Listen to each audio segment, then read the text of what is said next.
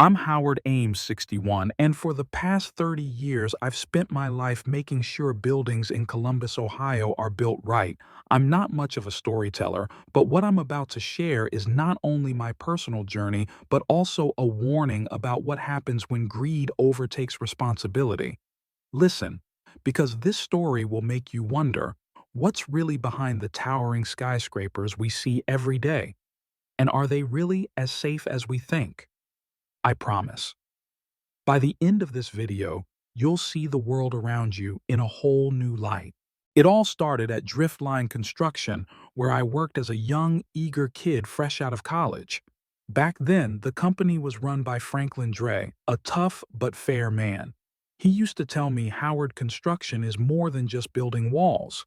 It's creating places where people live, work, raise their children. Every corner cut, every mistake will come back to haunt you. Water and gravity are unforgiving. Those words stuck with me.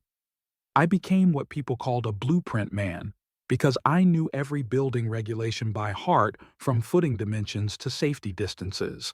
I could spot a problem before the first shovel hit the ground.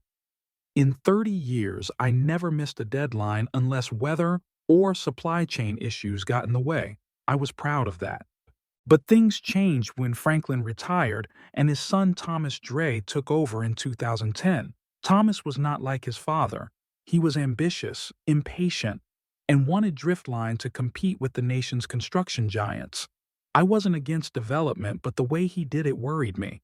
"We need to be more aggressive, Howard," he'd say at management meetings. "Everyone bends the rules a little bit. We're missing out if we're being cautious." The first time Driftline started building the foundation without a final permit, I was vehemently opposed. I went to Thomas, trying to explain that it wasn't just illegal, it was dangerous. He took me aside, his voice calm but sharp. "Howard, you're a valuable guy, but times have changed. Sometimes we have to start early to meet a deadline. The permit will come." He was right about the permits. They always came, but not because of luck. It was because I had built relationships with every inspector and zoning official in the county over 3 decades. They trusted me because I never lied to them. But that day, I started keeping a blue notebook, a file that I called my insurance. Not for revenge, but for my own protection. Every time the company cut corners, rushed inspections, or used substandard materials, I wrote it down. Dates, times, details, all written in my own clear, handwritten handwriting. I had challenged each decision, but when management kept pushing unrealistic timelines, I knew I needed proof that I had spoken up. Over time, I became known as the old school guy, reliable but old-fashioned. Meanwhile, younger project managers were promoted based on speed, not quality. I saw people like Thomas putting hard-nosed, rule-bending people in charge. Then Jordan Blake came along, a 35-year-old COO who had just transferred from a tech company in California. He had an MBA but knew nothing about construction. Thomas introduced him as the future of Driftline. As I shook his hand, I sensed a slow crack that had been spreading in the company's foundation for years, and now it was right at my door. 5 months later, Jordan called me into a meeting. He sat across from me with Vanessa from HR at his side. "Howard, we're restructuring our field operations department," he said, his voice flat and scripted. "We're eliminating the central field operations manager position and creating functional team leaders who report directly to project development." I nodded, my face expressionless. This wasn't a discussion. This was an announcement. "The board feels you deserve a respectful transition," he continued. "We're offering 6 months of stipend, extended health insurance, and consulting opportunities if projects require your expertise." Translated, they were firing me, but politely. They could call if they were desperate. "When does it take effect?" I asked, my voice calm. "Immediately," Jordan replied, glancing at his watch. "This is your last day in the office." 30 years ended in a 15-minute meeting. I didn't argue. I didn't remind them that I knew every inspector in the city. I didn't tell them about the times I'd saved the project by calling city officials for favors. I just signed the paper, shook Jordan's hand, and followed Venus Sesse to my office. As I gathered up my coffee and the photo of my late wife Catherine, I saw Thomas standing in the hallway. He nodded once, not in apology, just in recognition, and disappeared into the elevator. I took nothing from the filing cabinet except the blue notebook. That was my file. By noon, I was sitting in my truck in the parking lot, the keys in the ignition but the engine not running. Through the windshield, I saw the Columbus skyline, the 6 buildings I had helped build rising into the clouds. I had given everything to this company, missed my son's basketball games, worked weekends when Catherine was sick, and sunk into the work after she died, only to be thrown out like an obsolete piece of equipment. I didn't drive home. Instead, I went to the city's building safety office. Gloria Daniels, who headed the office, had been a young inspector when I met her 25 years ago. "Howard, what's going on at the construction site?" she asked, surprised to see me. "Not anymore," I said. "I got fired." Her eyes widened. "Driftline fired you?" "Are they crazy?" I shrugged. "They're restructuring." I put the blue notebook on her desk. "Gloria, you should read this first." 2 weeks passed and I heard nothing from Driftline or Gloria. I spent my time organizing my home office and returning calls from former colleagues, all shocked to hear that I was leaving. Then, one Tuesday morning, Jordan called. "Howard, I hope you're okay," he said, his voice flat. "We're having trouble with the Riverside Plaza project. I was hoping you could come in for a day or two." Riverside Plaza was Driftline's largest project, a complex of shops, offices, and luxury apartments. "What's the problem?" I asked. "Just a few permit questions. The city inspector is giving us a hard time about the unsubmitted revised drawings. Not a big deal, but it's slowing us down." I knew right away it was Gloria. "I'm willing to help," I said. "My consulting fee is $300 an hour with a minimum deposit of 2 days in advance." Silence. "That's expensive, Howard," he said. "We think your old rate is fair. That's an employee rate," I said. "I'm a consultant now, and my expertise doesn't come cheap." They called back the same day, and Thomas personally agreed to the fee, but made it clear that it was a one-time thing. The next morning, I arrived at the Riverside site. The problem was immediate. They had extended the footing beyond the approved drawings, encroaching nearly 6 feet into the restricted area, presumably to increase the size of the store. A typical Driftline tactic work, first apologized later. Jordan and Alan Pierce, the project manager, greeted me. "Howard, thanks for coming," Jordan said, grinning. "We've got a problem with Inspector Daniels. She said we're in violation of the limits and threatened to issue a stop work order." "Are you in violation of the limits?" I asked. Alan was confused. "The approved plans had a 40-foot limit. We changed it to 34 feet based on market demand." "And you submitted a revised plan in process," Jordan interjected. "But we need the project to move forward. You know how these things work, Howard. We were hoping you could talk to Daniels, explain the situation." I surveyed the site, checked the numbers, took notes. The violation was no small one. It affected drainage calculations, fire escapes, and utility connections. "I'll talk to Gloria," I said.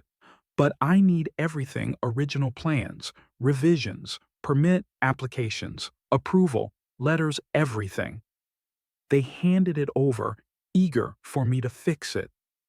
That afternoon, I called Gloria from her home office. "You're busy," she said. "They asked me to intervene at Riverside." I guess she laughed. "Are you going to convince me to ignore the way they creatively worked on the drawings?" "No," I said. "I'll help you understand exactly what they changed when and what other sites have similar problems." Gloria and I met at a small coffee shop far from the center and the Driftline office. She brought her file, I brought mine. "After reading your file," she said, stirring her coffee, "I went through every Driftline permit application in the past 5 years, comparing the approved drawings to the inspection reports. The pattern was clear." She handed me a folder with photos from 8 different sites, each with small but serious changes: increased square footage, altered structures, non-compliant materials. They deliberately overbuilt, she said. Small enough for inspectors to quickly overlook, but large enough to compromise safety. I wasn't surprised, but the evidence was shocking. This wasn't just cutting corners to save time. This was a calculated violation.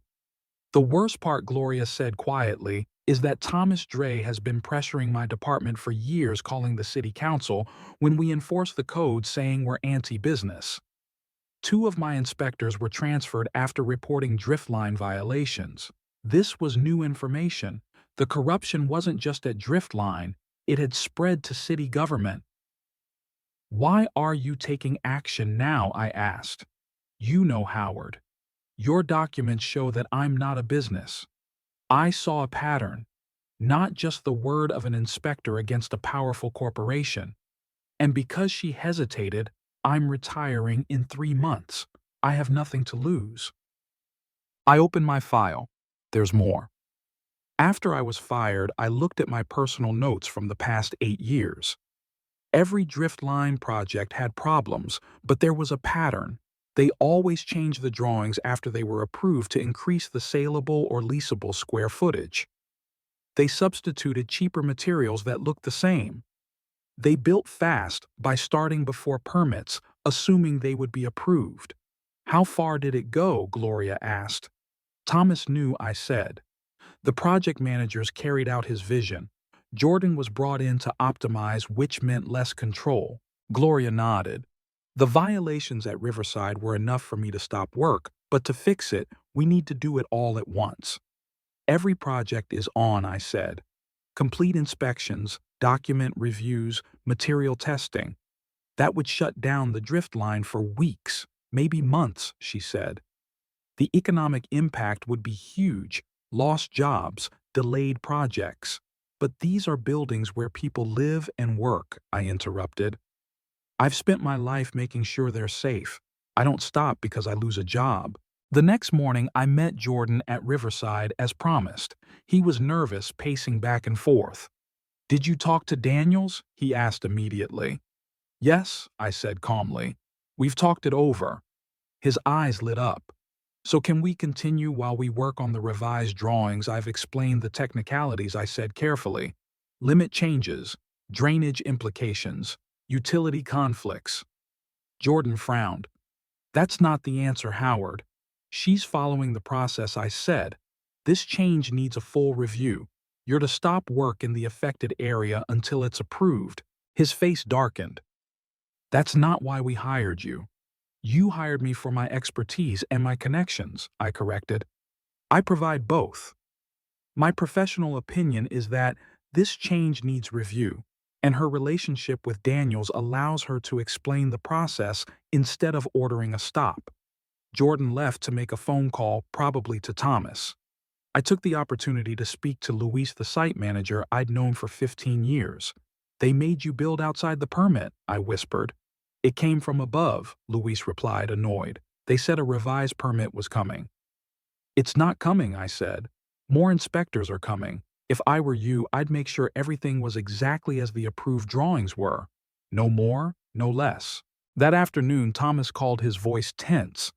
"Jordan said you didn't help with Riverside." "I did what I was told," I said. "Consulting on the permitting issue." "Don't play games, Howard," he said. "You know what we need. You need someone to help you get around building codes and permits. That's not my job at Driftline, and certainly not now." There was a long silence. "I've always respected you," Thomas said. "That's why we're offering generous subsidies. But if you go against the interests of Driftline, we'll review the deal." The threat was clear: back off or lose the subsidy. "Do what you need," I said. "Me too." I hung up and called Gloria right away. "It's starting. Thomas just threatened to cancel the subsidy." "Are we ready?" "Yes," she said. "The inspection team is assembling. Tomorrow with Riverside, then the other sites next week." A month later, I sat in the back row of the city council chambers as Gloria presented.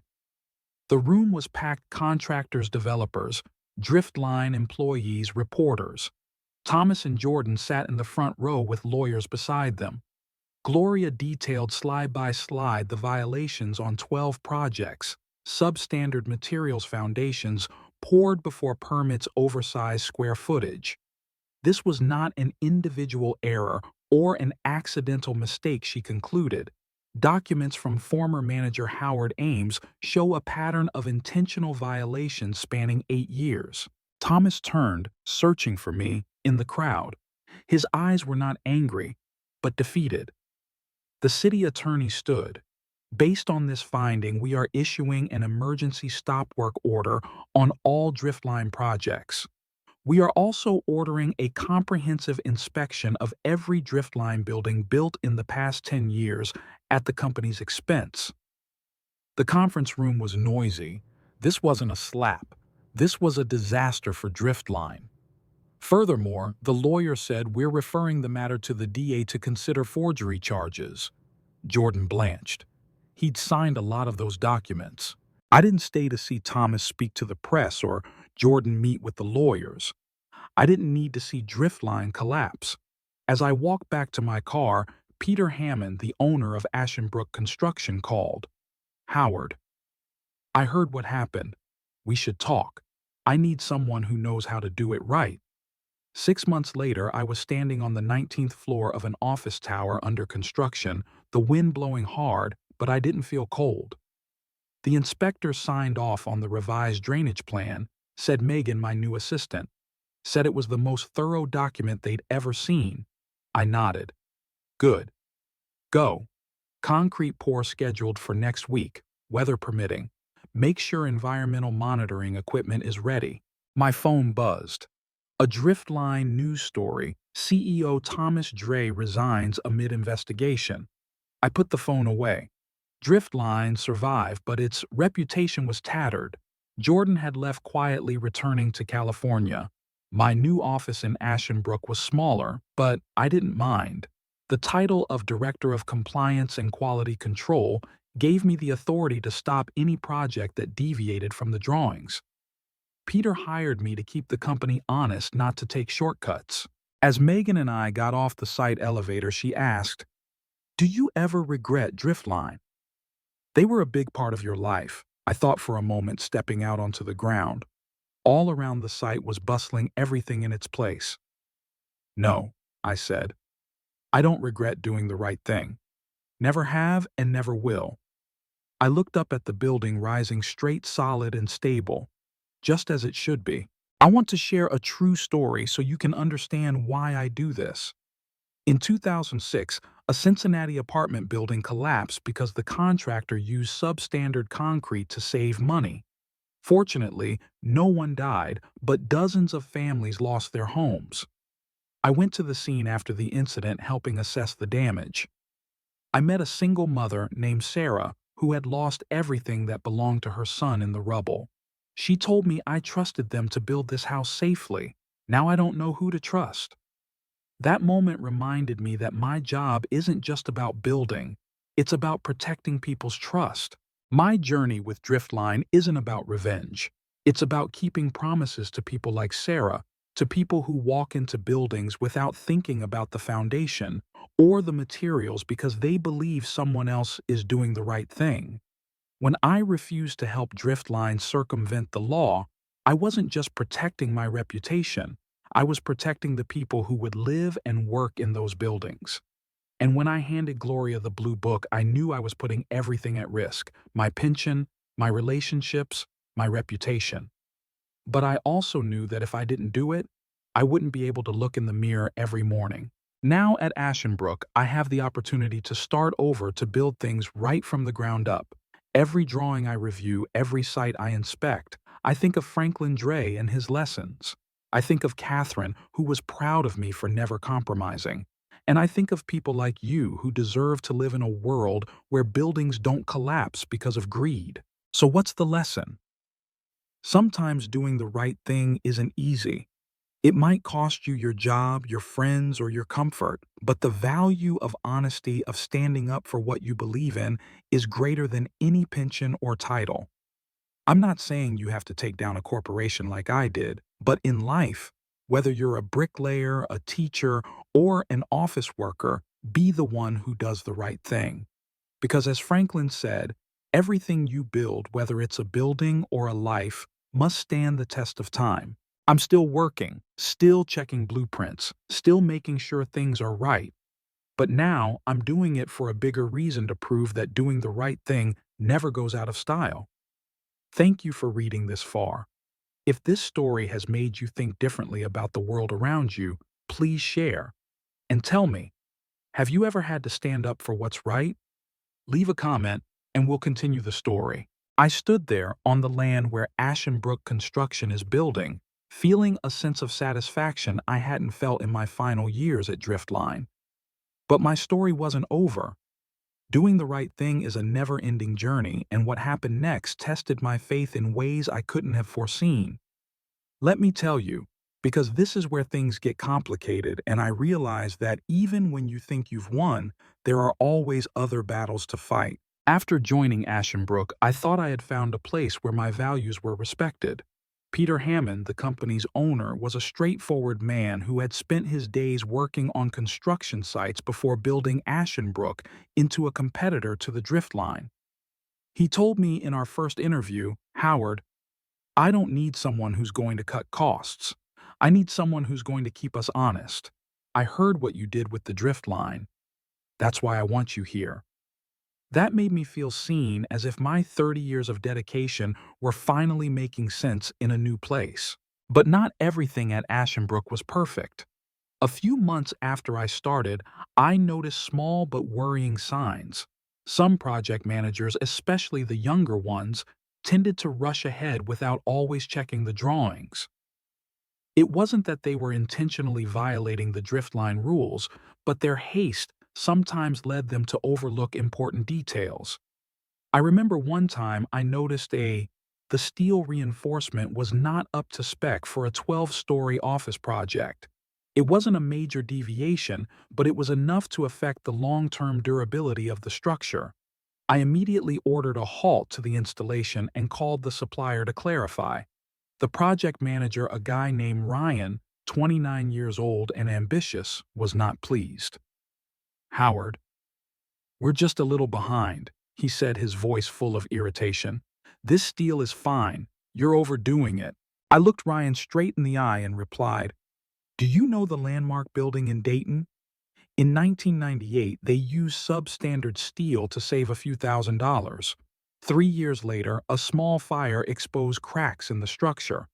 Luckily, no one died, but the building was demolished and the construction company went bankrupt. Do you want Ashenbrook to go down that path?" Ryan was silent, not because he agreed, but because he knew I was right. I didn't just rely on experience, I had real-life stories to prove why due diligence was important.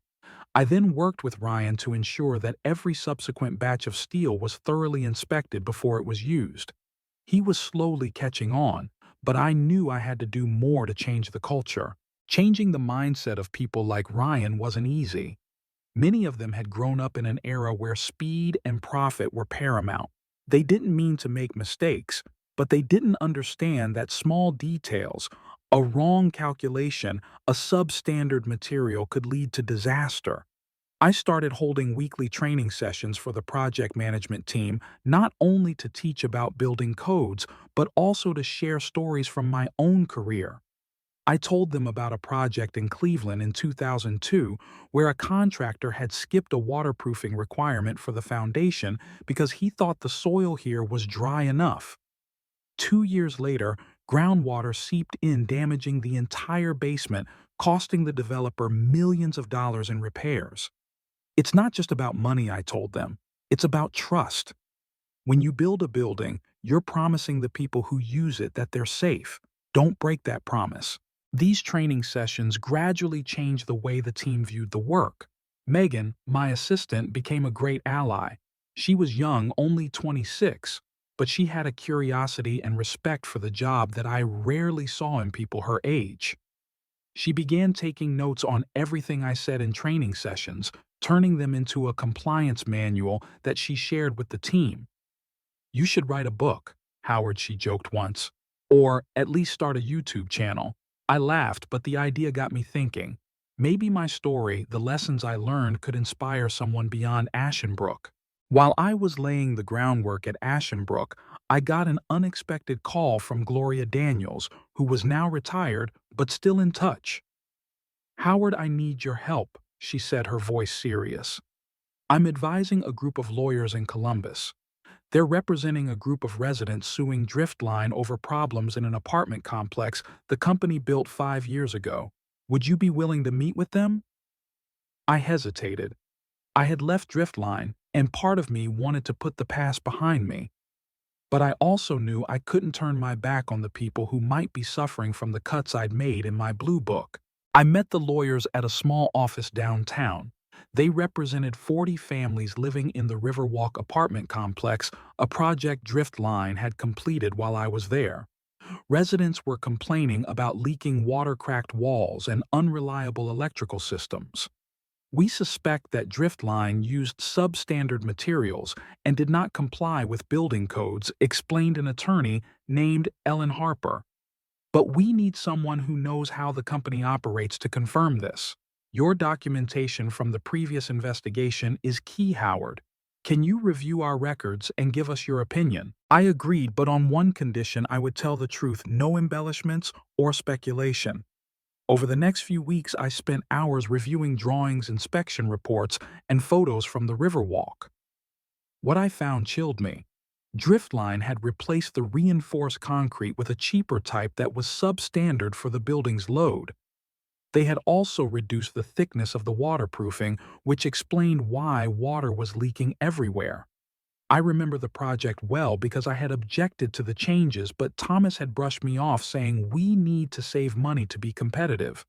I wrote everything down in a blue notebook, and now those notes are key evidence in the case.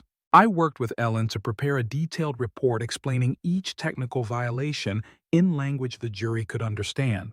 Along the way, I met several Riverwalk residents. One of them, Clara Thompson, 68, told me how she and her husband had spent their entire savings on the apartment, dreaming of a safe place to retire. Now the wall. "My house is cracked. Water drips from the ceiling every time it rains," she said, her eyes red. "I feel betrayed." Hearing her story reminded me of Sarah in Cincinnati, who lost everything in the 2006 apartment collapse. I knew I wasn't just helping lawyers. I was fighting for people like Clara who deserve to live in safe housing. The Riverwalk lawsuit became a major talking point in Columbus. Local newspapers picked it up, and I was suddenly part of the story. A reporter from the Columbus Dispatch contacted me, wanting to interview me about my role in exposing Driftline. I declined, not out of fear, but because I didn't want the story to be about me. This wasn't about Howard Ames, it was about accountability, about making sure companies like Driftline couldn't continue to do harm. But Megan, with her enthusiasm, convinced me to do something bigger. "Howard, you can tell this story on YouTube," she said. "Not just about Driftline, but about why building right matters. People need to hear this from him." I'm not tech savvy, but Megan helped me set up a small YouTube channel. We started with a few short videos where I shared lessons from my career, like how to spot substandard materials or why you should never build without a permit. I told the story of a construction site in Toledo where a contractor ignored fire escape rules, leading to a fire that injured 3 workers. "Those rules aren't there to make things difficult for us," I said in one video. "They exist because someone paid the price for us to learn." The videos went viral slowly, but I started getting comments from people in the construction industry, from engineers to masons, thanking me for speaking out. Meanwhile, the Riverwalk lawsuit progressed. Driftline tried to negotiate, offering to compensate residents but not admitting wrongdoing. But my report, along with documents from Gloria's investigation, made it hard for them to deny. One day, Ellen called me. "Howard, we just got an invitation from Driftline's attorneys. They want to meet in person, and they specifically asked for you to be there." I was surprised. "I'm not the plaintiff. Why do they want me there?" "I'm not sure," Ellen said, "but I think they're afraid of what you might reveal next." The meeting was in a conference room in downtown Columbus. Driftline had Thomas Dre, though he had resigned as CEO, and a team of lawyers. Jordan was absent. I had heard he had left the construction business altogether. Thomas looked at me, his eyes a mixture of exhaustion and bitterness. "Howard," he said, "we know you're behind this report. We're willing to pay you a large sum to sign a non-disclosure agreement and drop the lawsuit." The money they were offering was enough to keep me comfortable for the rest of my life without having to work another day. I looked straight at Thomas. "You think I'm in this for the money? I spent 30 years making sure your buildings were safe. When you started cutting corners, I warned you. Now people like Clara Thompson are living in cracked apartments because of your decisions. I didn't sign anything." The room was tense. A Driftline lawyer tried to intervene, but Thomas raised his hand. "I was wrong to let you go, Howard," he said, "but you're destroying the company my father built." "No," I replied. "You did it when you decided profits were more important than people." The meeting ended without a settlement. The lawsuit continued, and a few months later, Driftline lost. They had to pay millions to Riverwalk residents and pay for repairs to the entire apartment complex. News of the lawsuit spread, and my YouTube channel suddenly attracted more viewers. People outside the construction industry started watching, fascinated by the story of someone standing up to a big company. One comment stuck with me. "Thank you, Howard. I live in a Driftline building, and now I know why my walls are cracking. You gave me the courage to ask for an inspection." But not everyone was supportive. Some former Driftline colleagues who lost their jobs when the company cut jobs sent me angry messages calling me a traitor. One who was once a close friend wrote, "Howard, you destroyed our livelihoods. You think you're a hero, but you're just making everyone miserable." Those words troubled me. I never wanted anyone to lose their jobs, but I wondered, if I didn't act, what would happen? A building collapse, a family lose everything.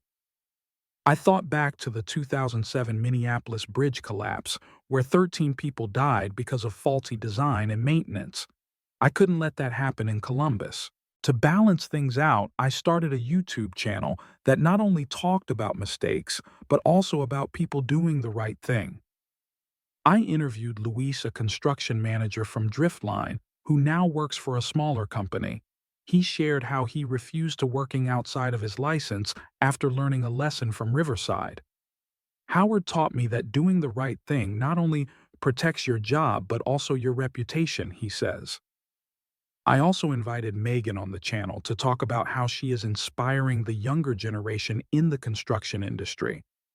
These videos bring hope, showing that our industry still has people who care about quality. Meanwhile, work at Ashenbrook was getting busier. We got a big project, a new hospital in suburban Columbus. This was the kind of project I had always dreamed of because it wasn't just about building. It was about creating a place that would save lives. This hospital was more than just a construction project. It was a symbol of hope for the community, a place where thousands of people would come to heal. But at such a scale, I knew that any mistake, no matter how small, could have serious consequences. I recall a story from early in my career in 1995 when I was an assistant site manager on a small hospital project in Akron. A calculation error in the ventilation system had infected the operating room, delayed the hospital's opening by months, and cost hundreds of thousands of dollars in repairs. That experience taught me that there was no room for sloppiness in hospital construction. So I decided to apply all my lessons to this project, making sure every detail from the foundation to the electrical system was perfect. I started by assembling a special inspection team, including Megan and a few veteran engineers I trusted from my Driftline days. We met daily, reviewed every drawing, every contract with the supplier, and even went to the factories to inspect the materials ourselves. One time, I discovered early signs of corrosion in a batch of stainless steel plumbing pipes during testing. The supplier swore the shipment was up to standard, but I didn't take their word for it. I asked for an independent inspection which showed they had used a cheaper alloy to cut costs. "Howard, you're too strict," a colleague joked. But I replied, "If this pipe leaked in the ICU, what do you think the patients would say about my strictness?" This reminded me of another story, this one from 2010, when I visited a Pittsburgh hospital after a gas leak caused by a faulty pipe. Fortunately, no one was hurt, but the hospital had to be evacuated and dozens of surgeries were canceled. I spoke to a nurse named Linda who said she was so scared that she couldn't sleep well for weeks after the incident. I kept thinking, what if this happened while I was taking care of a patient, she said. Linda's story reminded me that my job was about more than just construction, it was about people's lives. I brought this story to the team at Ashenbrook, emphasizing that every decision we made could affect someone like Linda. The hospital project was going well, but I began to notice another problem: outside pressure. Some city council members who had connections to real estate developers began to make things difficult for us. They demanded that the project be accelerated so that the hospital could open before the local elections, which would help them win points with voters. Peter, the boss of Ashenbrook, was caught between the sticks. "Howard," he said in a private meeting, "I know you want everything to be perfect, but if we don't meet the deadline, the city could withdraw its financial support.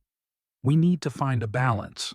I understood the pressure Peter was under, but I also knew that rushing was the path to failure. I proposed a solution: we would work overtime on some non-critical tasks like interior finishing, but absolutely no time was lost on checking critical systems like electrical, plumbing, and ventilation. Peter agreed, but I could sense that he was still nervous. To reassure him, I invited him to a site inspection where I showed him how we had discovered and fixed a small flaw in the fire suppression system. "Peter, if we ignore this flaw, it could put the entire building at risk in the event of a fire," I said. "We're not just building a hospital, we're building peace of mind." He nodded, and from then on he gave me full control over quality control. Meanwhile, my YouTube channel continued to grow.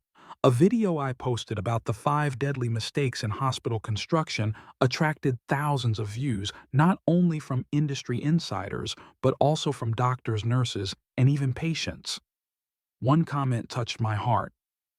"I'm a surgeon in Ohio. Thank you for doing things the right way. I want to know the hospital I work in was built by people like you." Those words reminded me that my work has an impact far beyond the construction sites I oversee. But not everything has been smooth sailing. One morning, I received a letter from an attorney representing Driftlin E. They claimed that I had violated a confidentiality clause in my old contract by publicly disclosing information about their violations on YouTube. They demanded that I remove all videos and pay damages or sue me. I was stunned. I had never disclosed any confidential information. Everything I had said was based on public documents from Gloria's investigation or my own personal experience. But this letter was a reminder that Driftline, though weakened, had not given up on retaliation. I immediately contacted Ellen Harper, the attorney from the Riverwalk lawsuit. She reviewed the letter and reassured me. "Howard, this is a scare tactic," she said. "They have no legal basis, but they hope you will be scared into silence. I advise you to continue doing what you are doing, but be careful how you present the information." I decided not to delete the video, but I began working with Megan to ensure that everything we posted was thoroughly vetted, using only publicly available examples or common experience that didn't involve trade secrets. This incident made me realize that standing up for what's right wasn't just an action, it was a lifelong commitment. I began looking for new ways to protect the construction industry from mistakes like drift lines. I contacted a local construction association and proposed holding free workshops for small contractors, teaching them how to comply with regulations while still being competitive. The idea was well received, and I soon became a frequent speaker at industry events. At one workshop, I met a young contractor named Jamal who told me he had nearly gone bankrupt because a client pressured him to cut costs by using substandard materials. After hearing him speak, I turned down the contract, Jamal says. It's tough, but I want my company to last. Jamal's story is proof that my efforts are making a difference, however small. The Ashenbrook Hospital project was coming to fruition, and I began to feel a sense of pride that I had lost in my final years at Driftline. One day, as I was inspecting the ventilation system on the fifth floor, Megan ran up beaming. "Howard, you have to see this." She handed me an article from the Columbus Dispatch announcing that our hospital had been named Sustainable Building Project of the Year by a National Architectural Association. The article cited a special focus on quality and compliance as the main reason. Peter called me soon after. "Howard, this is for you," he said. "I know I was skeptical at first, but you've proven that doing it right is the only way." That moment was one of the most memorable of my career. But the joy didn't last long. Just a few weeks later, I got a call from Clara Thompson, a resident of the Riverwalk apartment complex. "Howard, I need to talk to you," she said, her voice shaking. "They're trying to evict us." I was stunned. It turned out that a new real estate company had bought Riverwalk after the lawsuit, and they were raising rents to force residents like Clara out and make way for more upscale apartments. "I fought to keep this house," Clara said. "Now they want to take it away after everything we've been through." I felt a surge of anger. Clara and other residents had fought to get the complex repaired, and now they were being threatened. I contacted Ellen Harper, and we began working with another group of lawyers to support the Riverwalk residents. At the same time, I posted a YouTube video telling Clara's story and calling for community support. The video went viral, attracting the attention of tenants' rights organizations. A group of volunteers, including Ohio State law students, joined in to help residents draft appeals and stage small protests in front of the real estate office. The fight dragged on for months, and I spent many evenings supporting Clara and others. At one community meeting, Clara took my hand and said, "Howard, you didn't just save our house, you gave us hope." Those words made me realize that my work went far beyond construction. It was about standing up for those who had no voice, whether on a construction site or in a boardroom. Meanwhile, Ashenbrook's hospital project was completed on time, and its opening day was a big event.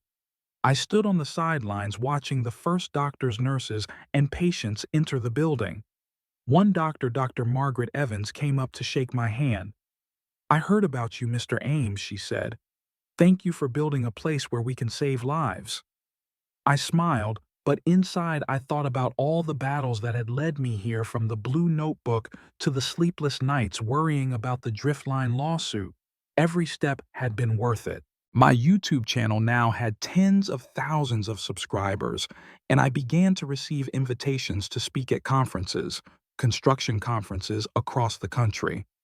I was still working at Ashenbrook, but I spent my spare time writing a book, as Megan had suggested, about the lessons from my career. I called it Build It Right: The Journey of a Promise Keeper. It was not just about Driftline, but about people like Clara, Jamal, and Linda, people who reminded me that every decision we make can change someone's life. But my story wasn't over. One day, I received an email from a stranger claiming to be a former Driftline employee. They said they had information about another of the company's projects, a shopping mall in suburban Columbus where violations similar to those at Riverwalk had been covered up. "I know you're the only one I can trust," the email read. I read it over and over, a familiar feeling rising. Part of me wanted to take a break to put the past behind me, but I knew I couldn't. I picked up the phone and called Gloria, now retired but still available for consultation.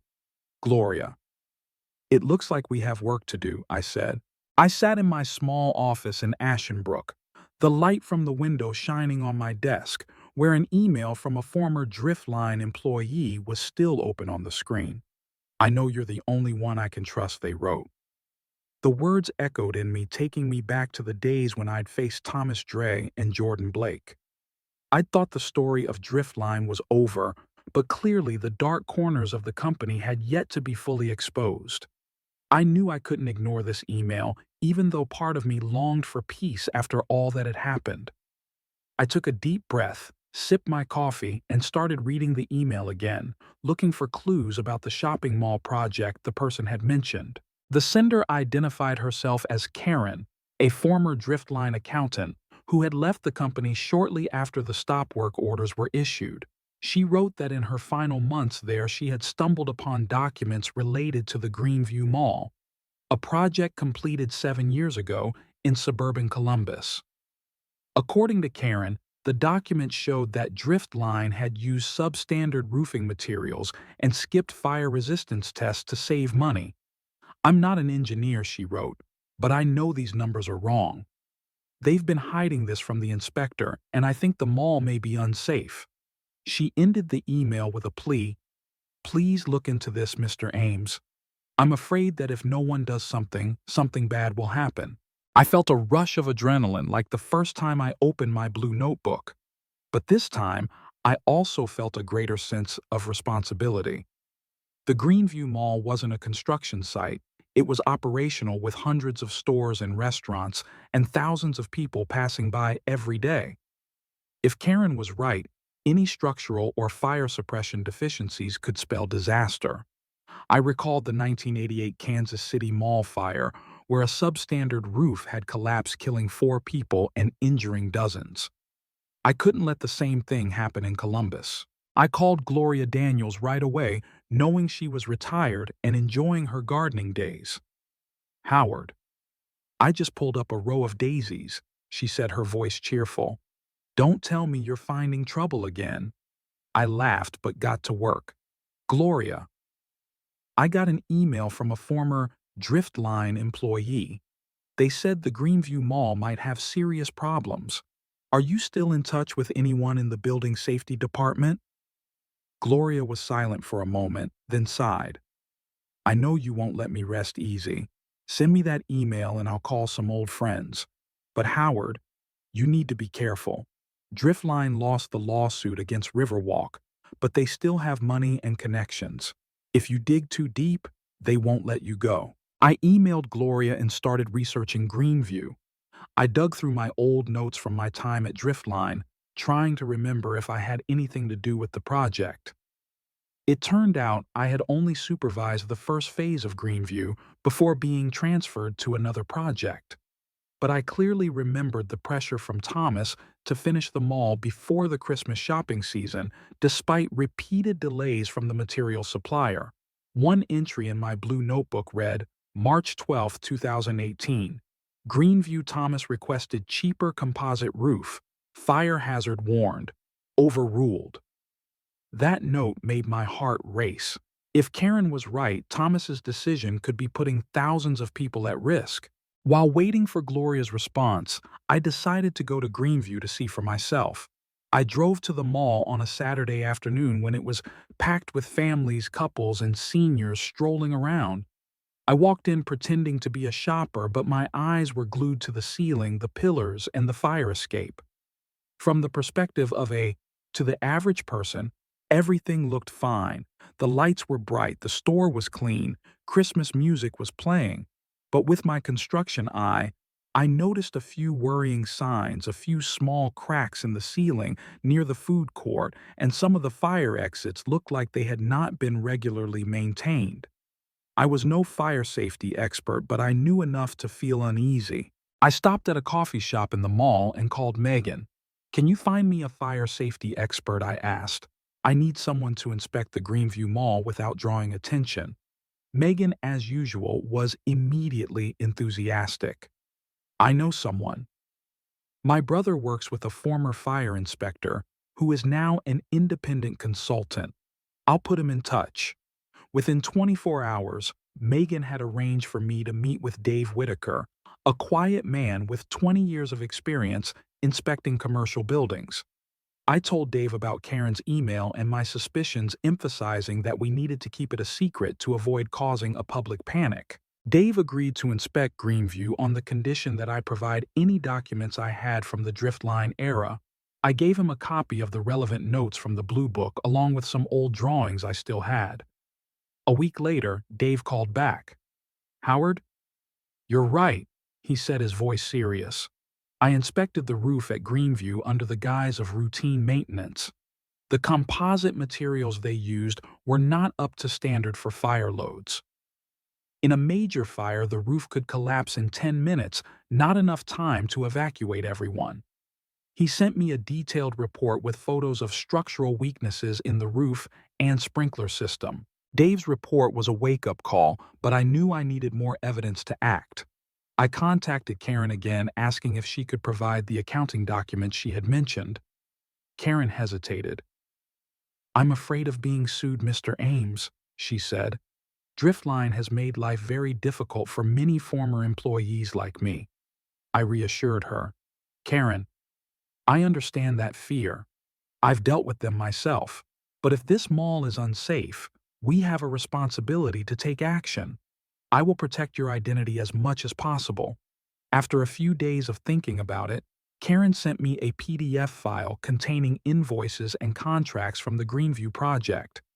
They showed that Driftline had intentionally ordered cheaper roofing material despite the supplier's warnings that it was unsuitable for large commercial buildings.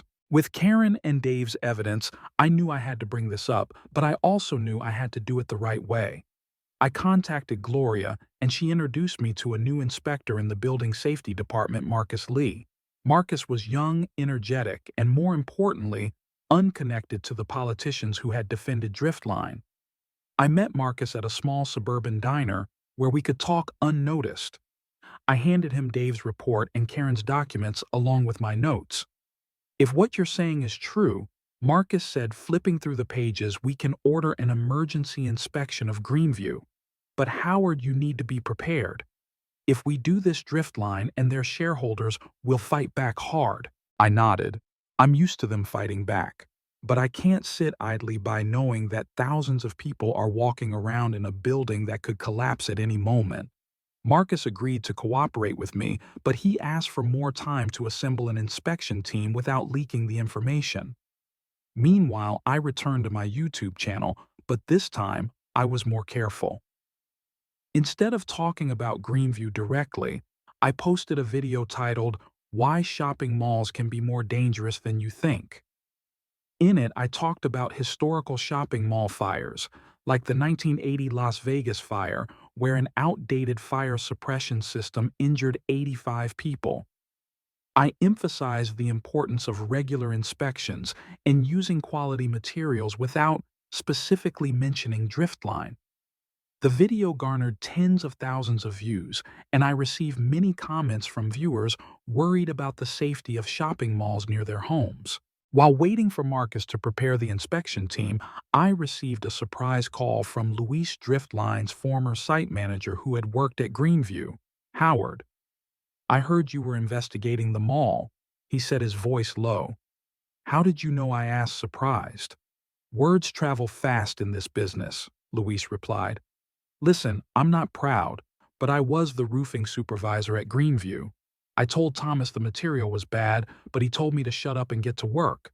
I have some photos from the job if you need them." I could hardly believe my luck. "Luis, can you send them to me? And are you willing to talk to the inspector if necessary?" Luis hesitated.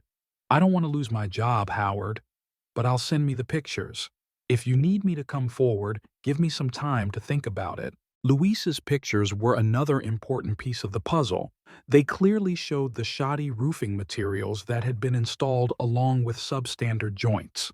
I forwarded them to Marcus, and he informed me that the inspection would begin the following week under the guise of a routine inspection to avoid raising suspicions at Driftline. But before the inspection could begin, I received another email from Driftline, not from the lawyer this time, but from an anonymous address. The message was terse. "Stop digging, Ames, or you'll regret it." There was no signature, no details, but the message was clear. I felt a chill, but I wasn't surprised. I'd seen Driftline use intimidation tactics before, and I knew they were worried. I told Marcus about the email and he advised me to keep it as evidence. If they're threatening you, they know you're on the right track, he said. To be safe, I started storing all my documents on an encrypted hard drive and sharing a copy with Ellen Harper just in case anything happened. I also told Megan about the situation and she insisted on getting more involved. Howard, you can't do this alone, she said. If Driftline is going to play dirty, you need backup. I appreciated her loyalty, but I also worried that she might be a target. I asked her to focus on managing the YouTube channel and to keep Greenview under wraps. The day of the Greenview inspection finally arrived. I stood at a distance in the parking lot across the street, watching Marcus and his team enter with measuring equipment and cameras. I didn't participate directly to avoid being identified, but my heart was pounding.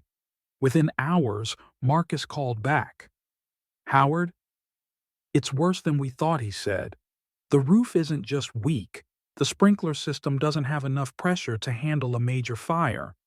We're ordering the mall to close immediately for repairs. I felt both relieved and anxious. Relieved that we had caught the problem before it happened, but anxious because I knew Driftline would not sit idly by. Sure enough, the next day the local press was filled with stories about Greenview closing for safety reasons. Driftline issued a statement saying it was actively cooperating with the city and blaming unforeseen engineering issues. But the public was not so easily convinced. Resident groups inspired by the Riverwalk lawsuit began organizing protests demanding a full investigation of every Driftline project. My YouTube channel exploded with comments, many of whom shared stories of other Driftline buildings they suspected of having problems. During this time, I got a call from Clara Thompson, whom I had helped with the Riverwalk case. Howard, I just saw the news about Greenview, she said. I want to thank you. My niece works there part-time. Without you, I can't imagine what would have happened. Clara's words reminded me why I kept going even though the pressure was mounting. Clara, I replied, but I need you and others to keep speaking up. We are stronger together. The battle with Greenview dragged on for months. Driftline tried to delay repairs, suing the city for the closure order, but the evidence from me, Karen, Luis, and Dave was too strong. In the end, they were forced to spend millions to replace the roof and upgrade the fire suppression system.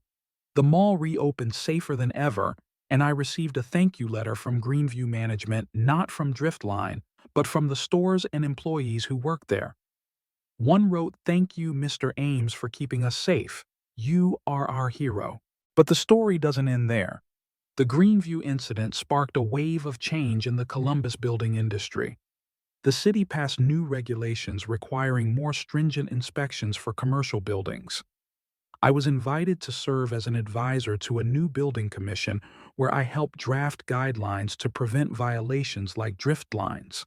At the same time, my book Building Right was published, and I began receiving letters from readers across the country, from young engineers to veteran contractors who said my story had inspired them to do better. However, I also faced personal challenges. Some in the industry, especially those who had worked for Driftline, still considered me a troublemaker. At a construction conference in Cincinnati, a major contractor publicly criticized me, saying that I was bringing shame to the industry by exposing violations. I stood up and responded, if the truth is embarrassing to the industry, then our industry has bigger problems than Driftline. That got applause, but I knew I had made enemies. Meanwhile, I continued to get emails from people like Karen, former employees, workers, even customers. Driftline wanted to share information about other projects. One email in particular caught my attention from an engineer named Brian who said he had evidence of violations at a school Driftline built in Dayton. "I've kept quiet for too long," he wrote. "But after seeing your video, I knew I had to speak up. I felt a new energy. A school, a place where children learn and play, is a place where mistakes can't go wrong." I called Marcus and Gloria, and we began planning a new investigation. Here I am, 61 years old, but it feels like I'm just getting started. Every day, I review blueprints, meet with people who want to change the construction industry, and post videos to share my story. I don't know what the future will bring, but I do know that I will never stop fighting for what's right. Franklin Dre taught me that water and gravity always collect debts, but I learned a bigger lesson: the truth does too. And I will continue to tell the truth no matter what it costs. Think of Clara Thompson fighting to keep her home on the Riverwalk, or Diane, the Maple Grove parent, worried about her child's safety. They're not numbers on a report card. They're real people with dreams and fears just like you and me. My job, and I believe all of ours, is to protect those people, whether that means taking on giants like Driftline or simply doing my job every day. I'm still here, still checking blueprints, still talking to inspectors, and still posting videos on YouTube. My channel is now a community where people like you share their stories of standing up for what's right. One viewer wrote, "Howard, I'm a banker, not a builder, but your story made me turn down a shady deal at work. Thank you for giving me courage." Those words are why I continue, not to be a hero, but to remind us all that every small choice can make a difference. So what's the final lesson? Be the right person, wherever you are, whatever you do. You may not build a house, but you build a life. Yours, your family's, your communities. And as Franklin Dre once said, water and gravity always collect. But I want to add one more thing. The truth does too. Let it be your guide, and you will never regret it. Thank you for sticking with me through this long story. If it makes you think differently about the world around you, please share this video. Tell me in the comments. Have you ever had to make a tough choice to do the right thing? Your story might inspire others like you inspired me. My name is Howard Ames, and I will continue to build the right thing. Not just buildings, but a better world. See you in the next video.